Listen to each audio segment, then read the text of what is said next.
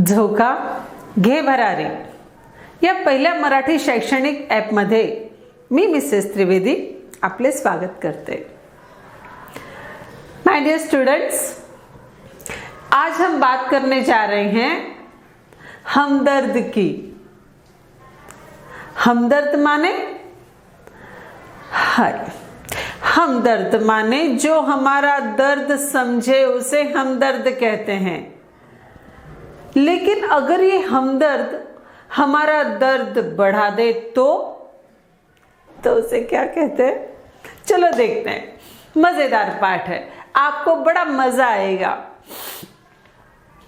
हमदर्द, आपको पता है इंसान को सबसे ज्यादा मजा किस में आता है? दूसरों के दुख की चर्चा करने में। कोई बीमार है, उसको सलाह देने वाले हजारों मिल जाते हैं।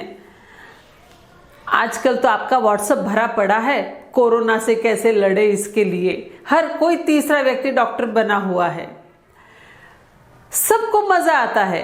कोई मरीज है, उसे अस्पताल में देखने के लिए जब जाना हो, पूछिए मत।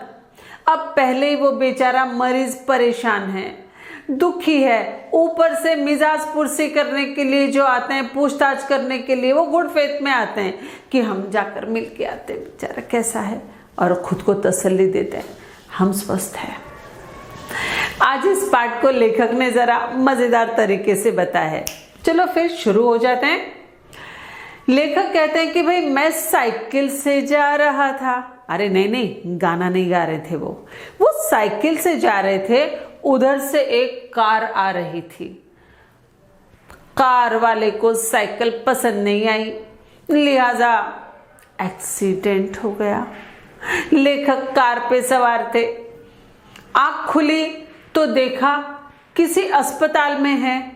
अस्पताल में, सार्वजनिक अस्पताल के प्राइवेट वार्ड में है। सार्वजनिक अस्पताल है लेकिन वार्ड दो होते हैं, एक सार्वजनिक वार्ड, एक प्राइवेट वार्ड। पता है ना आपको, प्राइवेट वार्ड में स्पेशल रूम वगैरह होती है। अब जैसे आंख खुली, आसपास बहुत सारे अनजान चेहरे थे। मैं कहाँ हूं?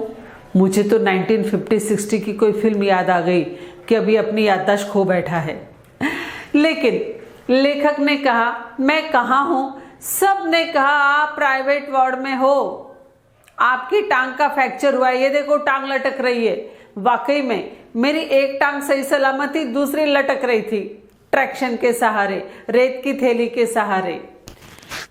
मैं तो डर गया। हे भगवान, अब क्या होगा? अब तो वो लोग आएंगे कभी मैं जिन्हें देखने गया था, जो बीमार पड़े थे। अब सबको मजा आएगा कि बेटा अब मजा आएगा। हर एक का एक दिन आता है। हाँ, आज तुम्हारा दिन है, अब हम आएंगे। लेखक को तो बस घबराहट होने लगी, क्योंकि इतने लोग आएंगे कि आराम हराम हो जाएगा। और वही हुआ साहब, सब एक के बाद एक आते गए। भाई अगर वो सार्वजनिक वार्ड हो तो वहां टाइम रहता है, लेकिन प्राइवेट वार्ड में तो कभी भी आओ, बस सोया हुआ है, जागा है। लेखक कह रहे हैं कि मैं वैसे ही टांग के दुख से परेशान था, ऊपर से आने वालों से परेशान था। मेरे ऑफिस के बड़े बाबू आए। अच्छा, मिलने के लिए जो आता है वो सिर्फ आता नहीं, वो जताता है।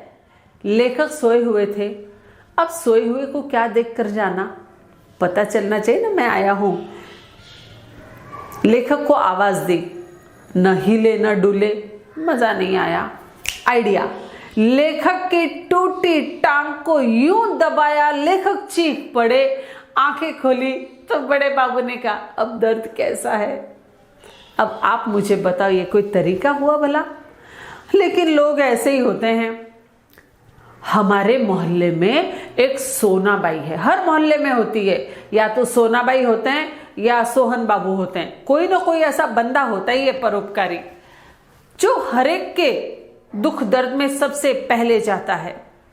सोनाबाई अकेली नहीं आई, 4 बच्चों को लेकर आई। अब ये चारों बच्चों ने आते ही मेरा कब्जा लिया।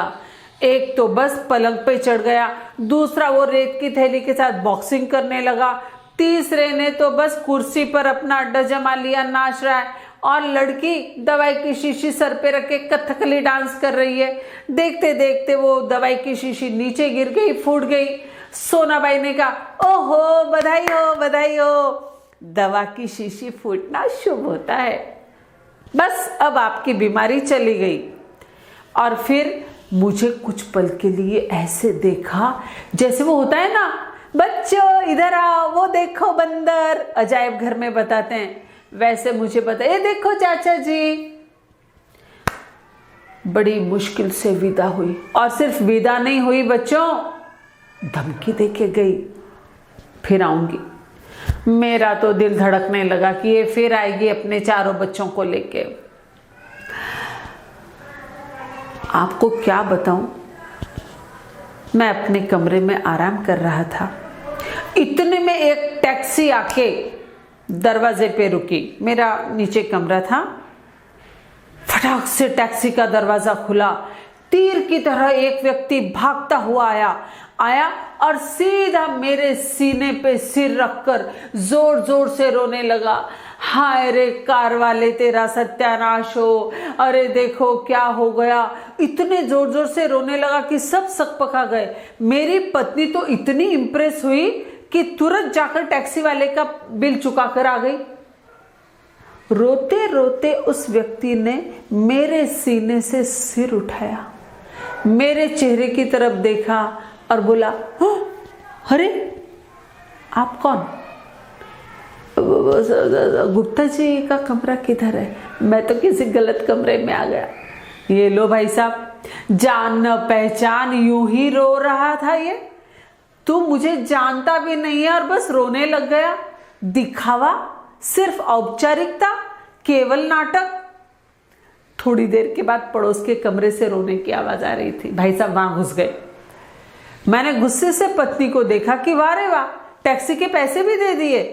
पत्नी बोली, मुझे क्या पता, मुझे लगा गांव से कोई आपका खास रिश्तेदार होगा, इसलिए धाय धाय धाय रो रहा है। क्या कहूं मैं, ये हमदर्दी दिखाने वाले बड़े बेदर्द होते हैं। न सुबह देखते हैं न शाम देखते हैं। हमारे शहर में एक कवि है लपकानंद जी। अब क्या बताऊं मैं बच्चों आपको, क्या उनकी कविताएं, बेतुकी कविताएं, सारा शहर परेशान है उनसे। अक्सर मुझसे मिलने आते रहते हैं। 2-3 दिन नहीं आए तो मैंने राहत की सांस ली। 2-3 दिन बाद झोला लटकाए आ गए और बोले, अब माफ करना, मैं जरा शहर से बाहर था, कवि सम्मेलन में गया था, मुझे खबर मिली आपके एक्सीडेंट की, देखो मैंने आपके लिए कविता लिखी है। मैं घबरा गया, मर गया रे, अब ये मुझे कविता पिलाए बिना नहीं छोड़ेंगे। और उन्होंने अपनी डायरी निकाली और कहा, आसाम की राजधानी है शिलांग। ताली अभी मत बजाओ, सुनो। आसाम की राजधानी है शिलांग, मेरे दोस्त की टूट गई है टोंग। शिलांग टोंग, यमक जुड़ रहा है ना। मेरे दोस्त की टूट गई है टोंग।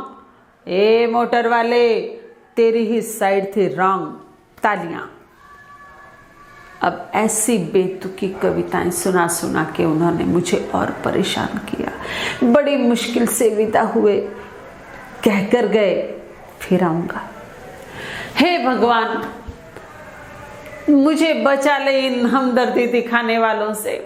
अगली बार अगर तू मेरा एक्सीडेंट भी करना चाहे तो कर, पर ऐसी जगह कर जहां ये कोई हमदर्दी दिखाने वाले न हो। वाह रे हमदर्द, वाह रे हमदर्द। मजा आया? आज बस इतना ही। Thank you.